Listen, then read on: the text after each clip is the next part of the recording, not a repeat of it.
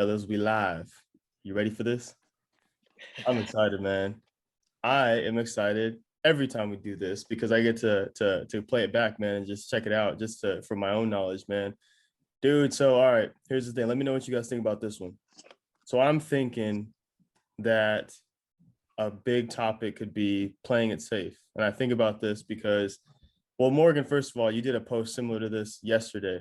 And so that was kind of just like playing in the back of my mind. I was thinking about that. Um, but then I thought more about it, and I think why playing it safe is dangerous. Obviously, I want to know what you guys think about it being dangerous or not.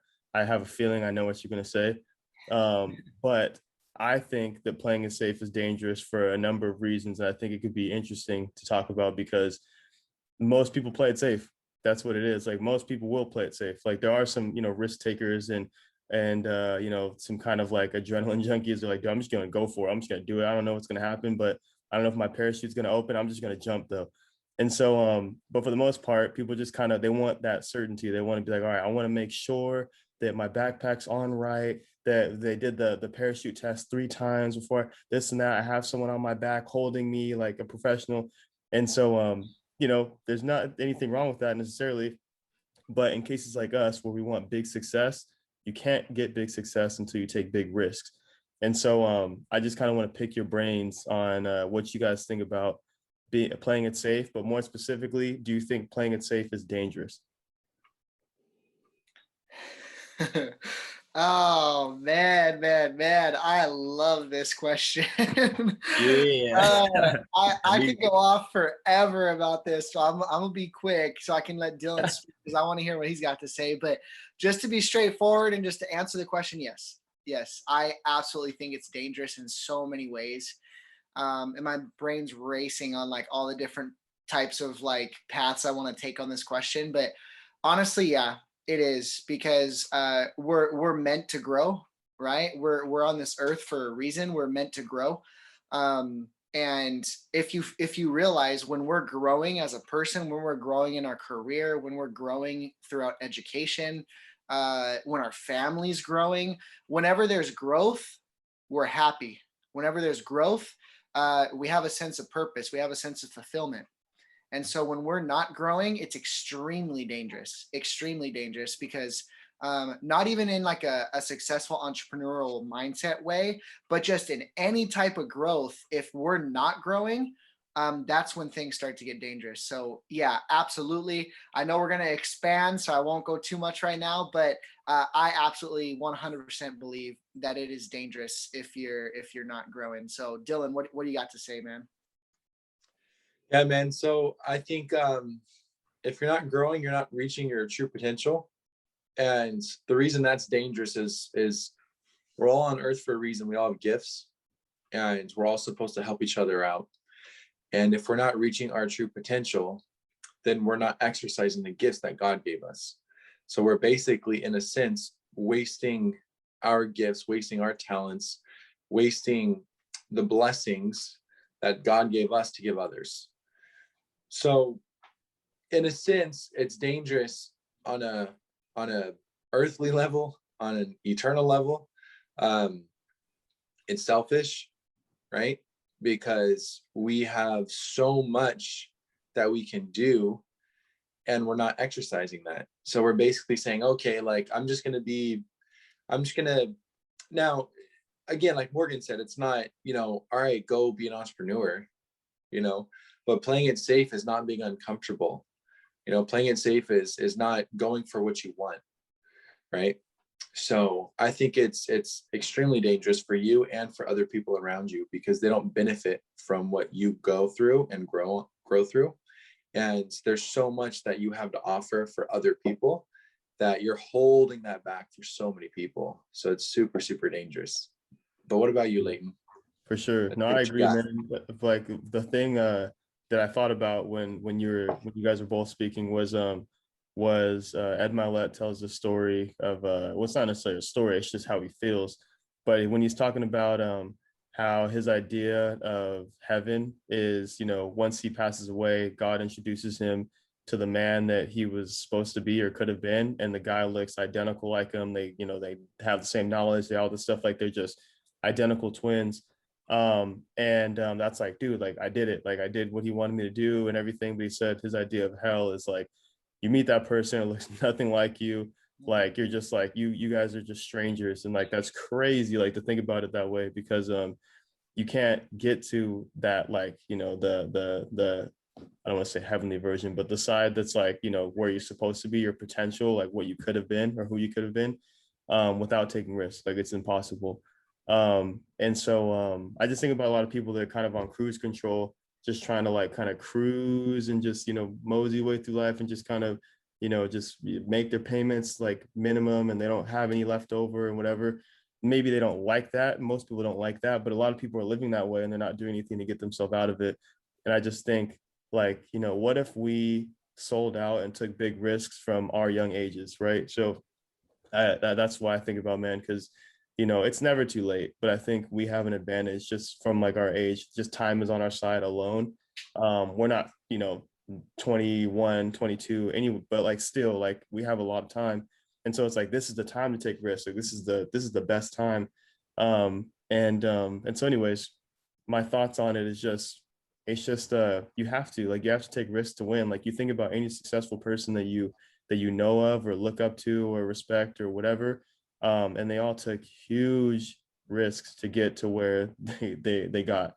It doesn't come easy, right? You have to sacrifice something, and it's whether it's sacrifice time, you know, doing a kind of, I don't know, a hobby that isn't going to get you where you're trying to get to, or spending time with certain people, or, you know, just you got to put more time in studying or whatever, but you got to take bigger risk, man, for sure. So for me, it looks like as far as my skate academy, the taking the bigger risk is getting a warehouse, building a skate park for the kids, and like taking that on. Obviously, the risk is like making these monthly payments, and then finding the clientele to be able to sustain that and all that stuff. So it's a bigger risk, but then also a bigger reward because I have my own building.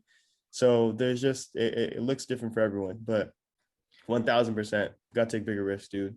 I absolutely agree, and you brought up Ed Milet, so I just want to jump in really quickly about Ed Milet, because he has a saying too, like a story that he said one time, and I think it fits perfectly. So before I get to that, something that I've really been focusing on is the difference between the middle class mindset and the world class mindset, right? And it's said that 70% of the population have a middle class mindset. Only 5% of the population actually get to a world class mindset. And I think so. Like if we all did an evaluation, I think we'd all agree that the majority of us are at a middle class mindset. And this was the post that I put up yesterday.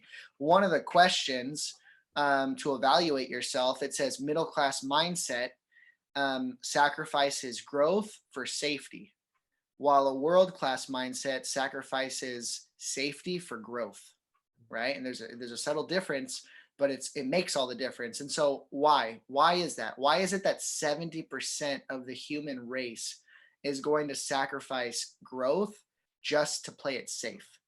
And one of the reasons that come to my mind is because they're afraid to fail, right? They're afraid to fail.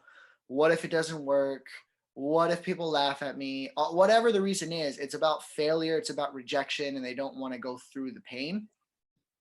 But one of the things that Ed Milet talked about, which I absolutely love, and I agree 100% with what he said, was he said people don't realize it's not the success story, the successful person, the person that's a multimillionaire. That's not the motivating story.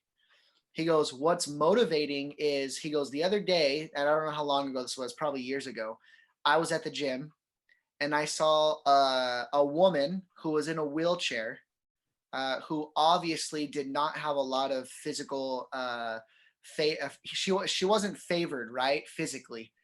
She had a lot of disabilities, a lot of ailments that stopped her from being able to do a lot of things that a lot of other people could. And while she's in her wheelchair, everyone else, right, all the guys and the girls that are all fit, dressed up in their clothes to show off their bodies, right? Like everyone does at the gym. The girls wear like the least amount of clothing to show their body, and the guys wear like the least amount of clothing to show all their skin, all their ripped abs and their arms and whatnot.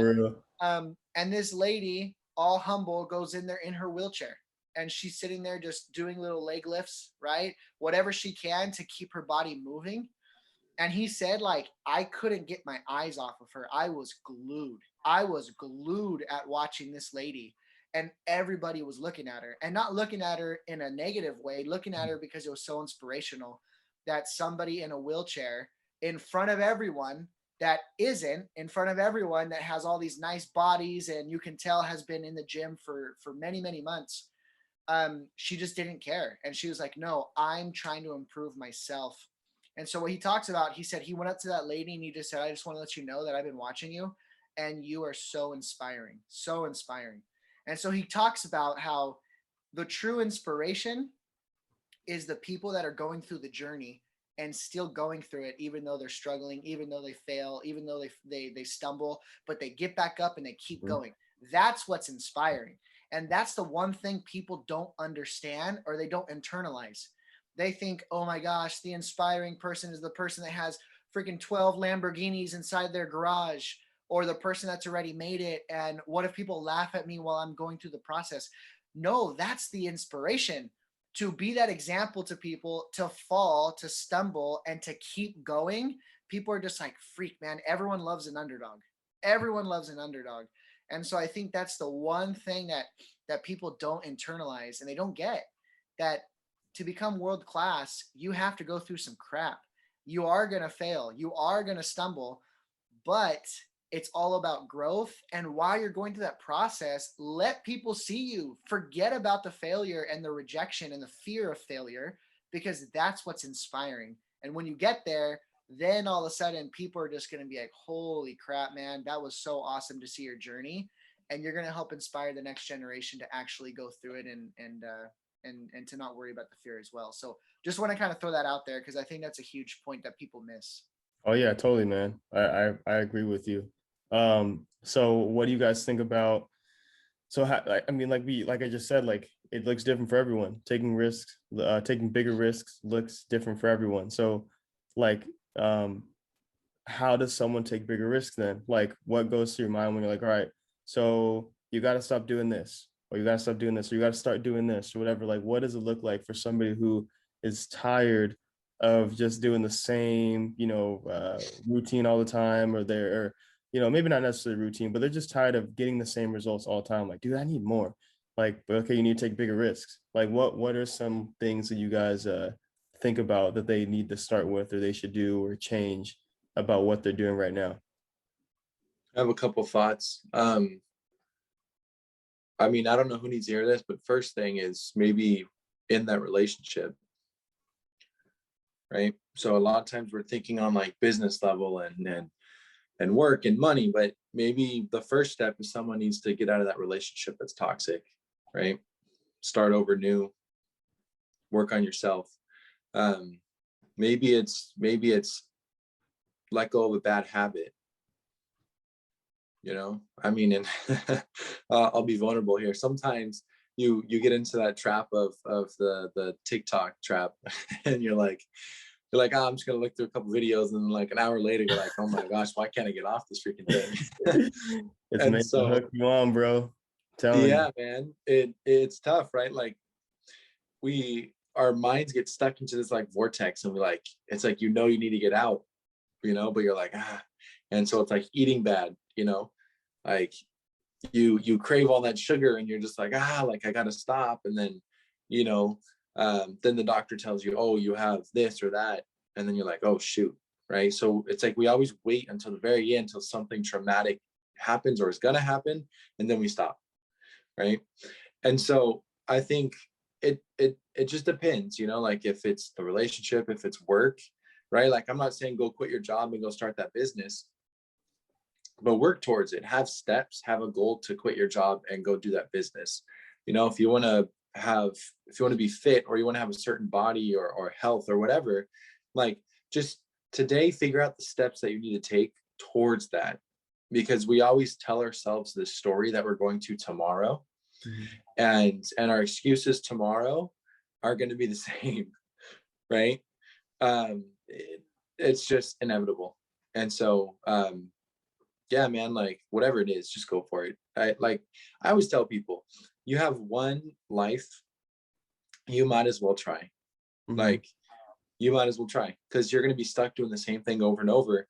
And each year that you don't try is going to be even harder to go for it, because you're more set in your ways, you're more comfortable in where you're at.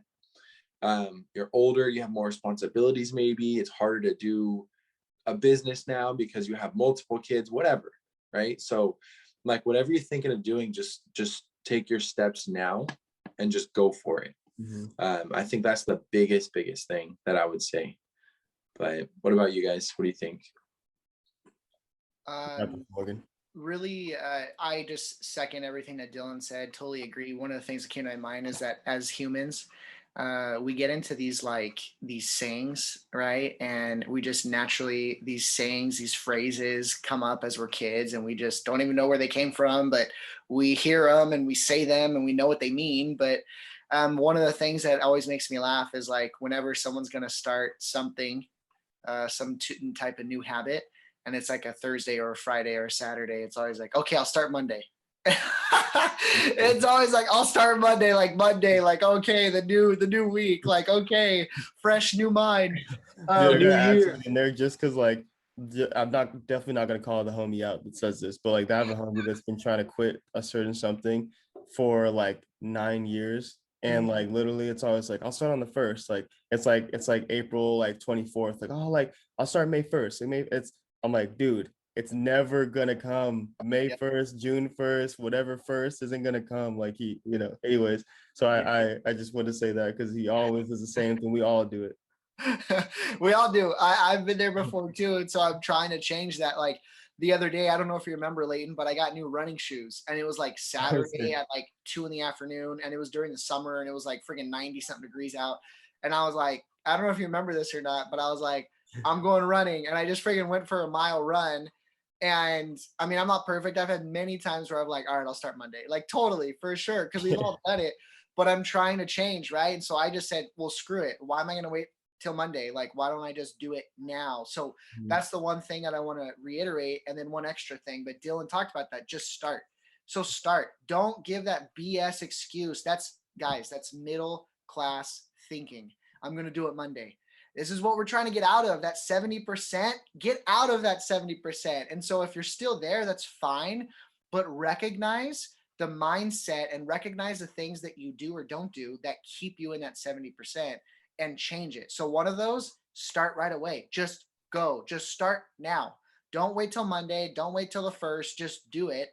And then the other thing was that came to my mind is um, the weight of regret is much more than the weight of failure, right? And so people don't, I think intuitively we understand that, but we try to like push it to the side to where it doesn't like actually affect us. We try to just like, turn a blind eye to it. But we all know at the end of our life, we're going to look back, and the people that didn't try and didn't go for that shot are going to say, why the heck didn't I try? And now it's too late. Bro. And it's going to eat at them for eternity. Right. So would you rather go through a little rip of the band-aid and have someone laugh at you at the moment because you failed? And then, okay, now it's over because people really don't care anyways. Right. Mhm. Or would you rather sit there and not try, and then the rest of your life have to live with that guilt and that frustration that you never even took the shot? And so I think that's one thing that just came to my mind as Dylan was kind of saying what he was saying. Dude, it's huge, man.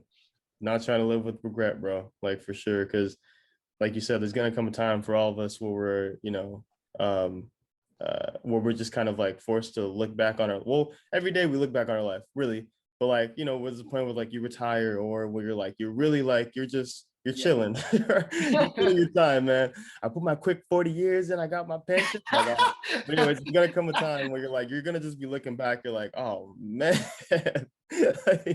like what do I have to show for it? So, and it's funny, like, I want to hear from you right now, Dylan, too.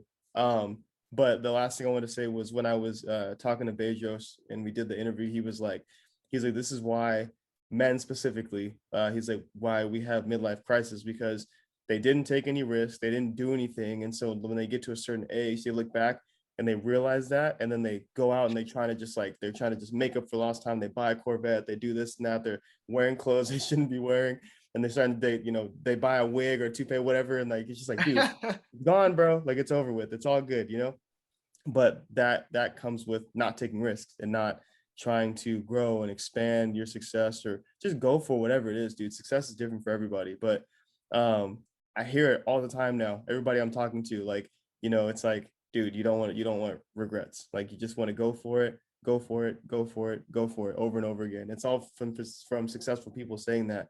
And so when you keep hearing it like a broken record, you're like, well, yeah, go for it. Because that's what they all did to get there. So anyways, we just gotta go. Man, let's freaking get it. I'm about to do some push-ups right now, bro. Let me hear what you got to say, Dylan. What's up? All right, we're gonna end it on this one. Remember one thing: your excuses today sound better tomorrow. Hey, that's a fortune cookie, bro. You get the Panda Express yesterday? Don't lie, bro. You went to Panda, huh? That's good. I don't put my fortune cookie. That's dope, dude. I'm telling you, man, we all got to do it. Everybody, like everyone, there's different levels of risk too. Like my risk, your risk, Dylan, your risk, like everyone, our risk isn't going to look the same as like Bezos or Israel or Ed Milet or whoever. Like they're all different levels of risk. But the fact of the matter is you got to like stick your neck out. You got to go for it. You got to just jump, and you're going to be pressing a bunch of buttons on your thing, your vest, like just hoping it like opens up. But you're going to hit some rocks for sure. You're going to tumble for sure, but then eventually it'll open up and you'll just be cruising. It's going to take a little bit. It's all right. It's for a reason. But man, we just got to take bigger risks, bro. Bigger risk with the podcast, bigger risk with our personal success, bigger risk in our family, whatever. Like just, have fun with it too.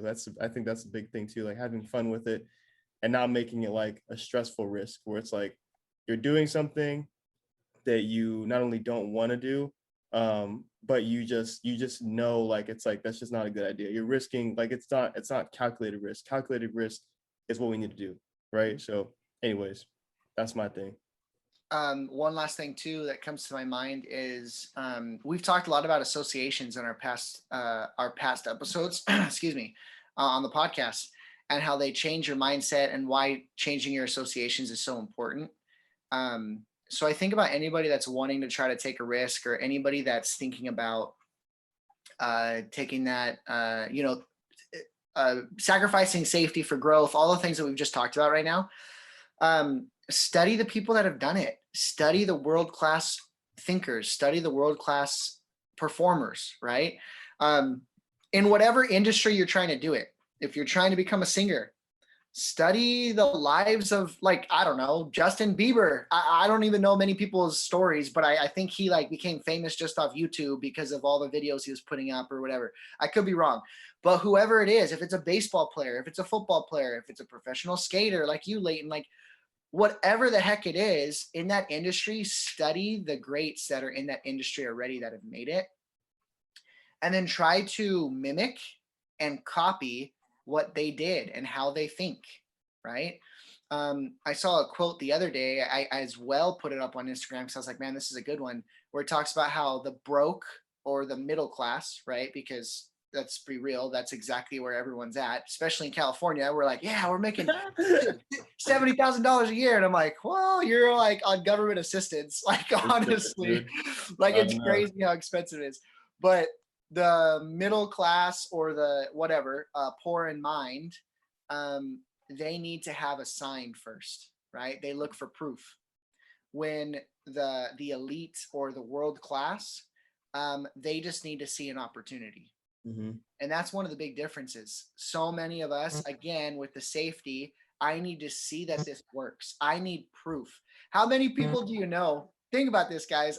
My mind, I'm like thinking about tons of names right now with people that I used to work with, where it's like they need to see that you were successful before they can start trying. And I'm like, dude, that blows my mind.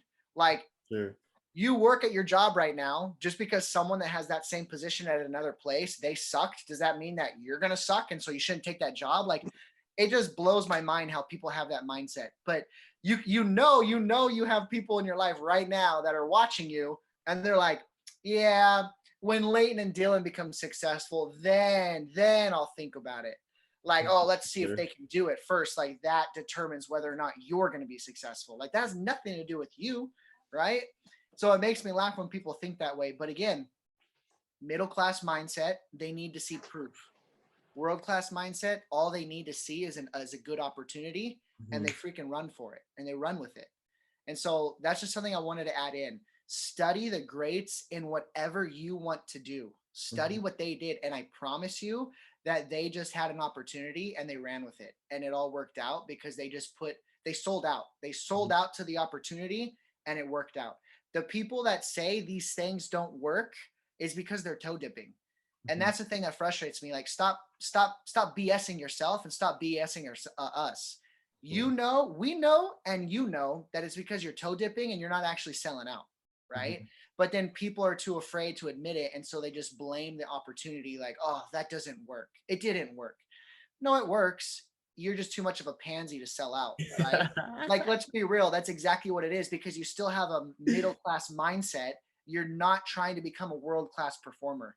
So change your thoughts, change the way you think about things, study the greats, mimic them, and then you have a shot of actually doing something great. But until you do that, it's really nothing's going to happen. Just like Dylan said, just start now. Oh man, dude, holy smokes. I felt like that was directed at me. I was like, oh snap, bro. It was Lit directed at me up, some bro. people out there. I'm not gonna lie, but it wasn't directed at you. So go for it. No, dude, that was dope, man. I love it. Because dude, I agree with everything, man. 100%, bro. It's true. We have to take bigger risks. You can't, and you also can't predicate your own success based off of the next person because, bro, we're all different. We all have different stories.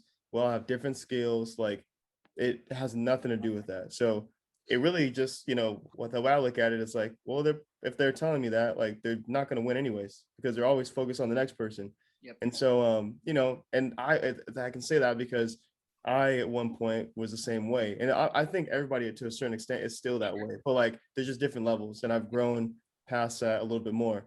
Um, but I think if you're overly concerned with the next person, what the other person has, or like I don't have that and they do, like, dude, you're not gonna win, bro. It's not a race with anybody else. It's a race against yourself. Like, you can race time, you can race whatever goal you have, but like you can't focus on anybody else. So when you're taking risks, you can't have anybody else in mind. It's just you. This is your story.